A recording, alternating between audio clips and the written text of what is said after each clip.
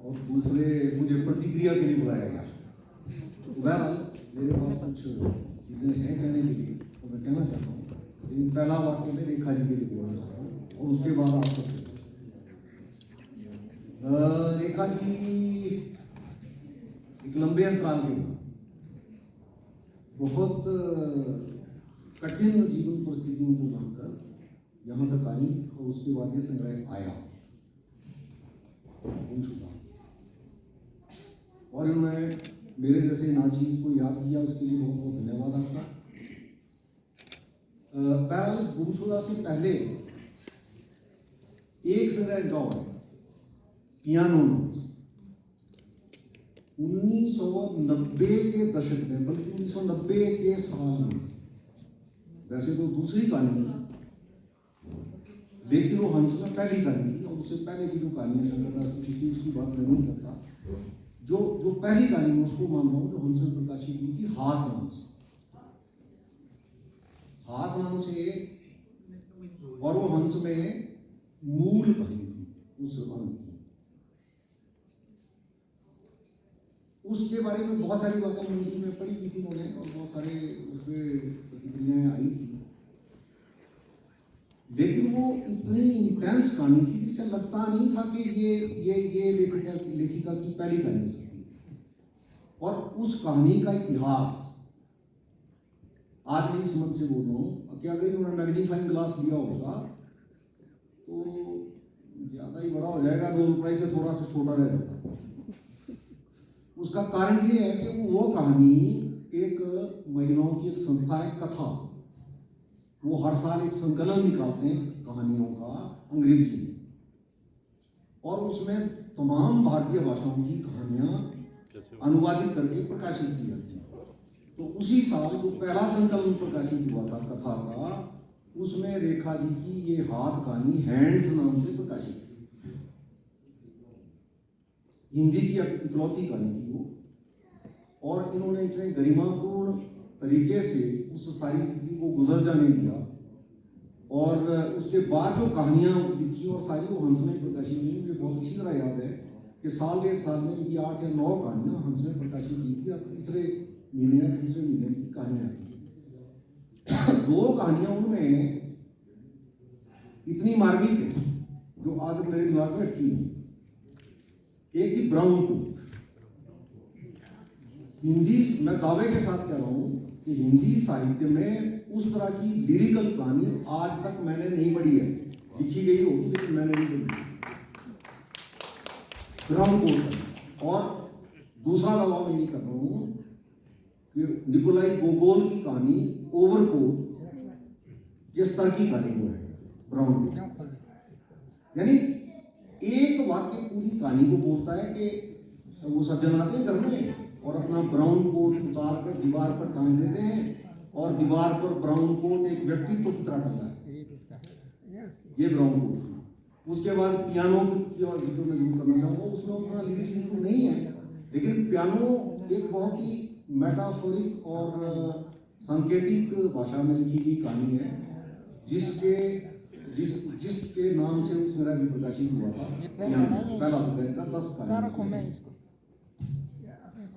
ये यात्रा 1990 से शुरू हुई और वो यात्रा आज 2022 में आकर उसका समापन इस गुमशुदा में हुआ।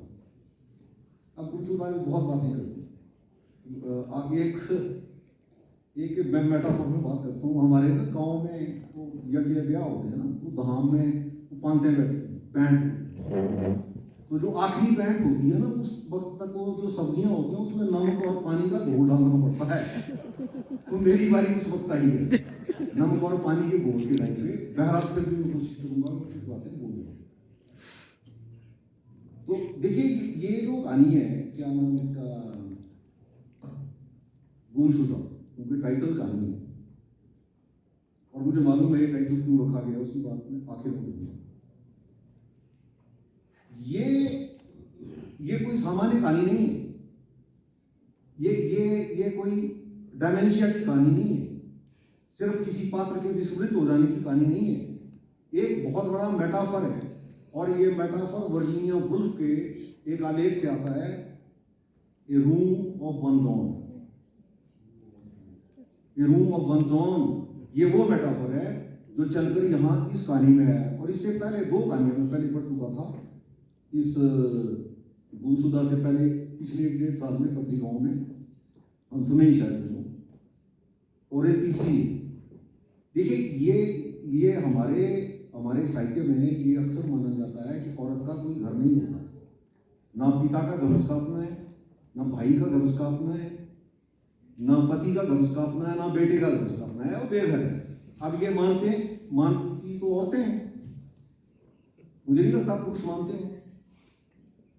और औरतें अगर मानती हैं और इतना शिद्दत से मानती हैं कि इतनी कहानियां इसमें और इतने उपन्यास लिखे जाते हैं, इसका मतलब कहीं ना कहीं गड़बड़ तो है भाई, जरूर उसका घर नहीं है। और वर्जीनिया वुल्फ ने कहा कि रूम ऑफ वन जोन, और एक कमरे की तलाश थी उसके लिए। और जिन दो कहानियों को मैं जिक्र कर रहा हूँ, जयसूर्य रॉय की एक कहानी हंस में आई थी 2021 में, माँ का कमरा, आप पढ़िए उसको। और उसके बाद अभी कुछ महीने पहले योगिता यादव की एक कहानी आई है, अम्मा का नया घर। और तीसरी एक कहानी में उसी क्रम में आपको बोल रहा हूं, ये वो औरत गुम नहीं है, वो डायमेंशिया में होगी, डायमेंशिया में, लेकिन वैसी नहीं है। वो दरअसल एक ऐसे घर की तलाश कर रही है जो उसका अपना घर हो, और वो कहीं नहीं है। पहले वो पति के पास होगी, उस घर को उसने अपना नहीं माना, फिर बेटे और बहू के पास आ गई, उसका वो घर नहीं है। तो वो इस कहानी को उस ढंग से अगर उसका विश्लेषण किया जाता तो मुझे लगता है कि वो बहुत सार्थक हो सकता है था क्या है। चलिए, इतनी काफी इस पे। अगली बात सदा स्वाभिमान पे मैं जरूर बोलना चाहता हूँ। और मैंने रेखा जी को स्टेट किया था एक दिन फोन पे, उन्होंने कहा कि आप क्या बोलना चाहते हो। मैं कहा मैं बता नहीं सकता, मैं बोलूंगा तो मैं वहीं बोलूंगा जाके जहाँ मुझे बोलना है। सदा स्वागत कहानी बहुत मामूली सी है, पढ़ने में कुछ नहीं है। नमोल में एक औरत बस में बैठती है और लेखिका उसके साथ वो सीट पे बैठी, उसके पास 4 रुपए कम है। तो कंडक्टर जो है वो कहता है कि भाई तेरे पास 4 रुपए कम है। तो वो औरत कहती है मुझे वहीं उतार देना जहाँ तक ये किराया चलता है। कर बहरहाल रास्ते में लेखिका उसके साथ बैठ के उसने 4 रुपए उसको दे दिए, शिमला। अब यहाँ उसने संघर्ष किया, सब किया जो किया, ठीक है, वो सेटल हो गई, उसने अपना काम कर दिया, और उसने अपना करवा चौथ भी मना लिया, टिक्की मछली खुद खरीद ली, चूड़ियाँ खरीद ली, ठीक है, सारा ठीक है। लेकिन क्या कहानी सिर्फ इतनी है? निजी तौर पे, व्यक्तिगत तौर पर सही है, उसने क्रांति कर दी, उसने अपने पति को छोड़ दिया, बच्चों को छोड़ दिया, फिर भी दिमाग में भूख है, बेटी की शादी होती है तो जाना चाहती है, नहीं जा पाती, और वैसे जाती है, रिश्तेदारों से मिलने जाती है, लेकिन वहाँ उसकी मान्यता समाप्त हो गई है, शिमला में मान्यता बन गई है, उसके पास यहाँ रहने के लिए घर है। ये सारी बातें ठीक है, व्यक्तिगत तौर पर ये सही है, बिल्कुल ठीक है। लेकिन सामाजिक तौर पे क्या है सही है? क्या हमारा समाज इतनी बड़ी क्रांति को मान लेगा कि सारी औरतें घर छोड़ दें और चली जाएं शिमला और वहां बैठ जाएं? माल रोड पे एक महिला, कोई एक संभ्रांत महिला है, कोई महिला संभ्रांत महिला जिसको शहर जानता है खासतौर पे, अगर वो किसी पुरुष से बात करती है, कर लेती है 2-3-4 मिनट के लिए, तो क्या होगा? शाम तक स्कैंडल बनना शुरू हो जाएगा।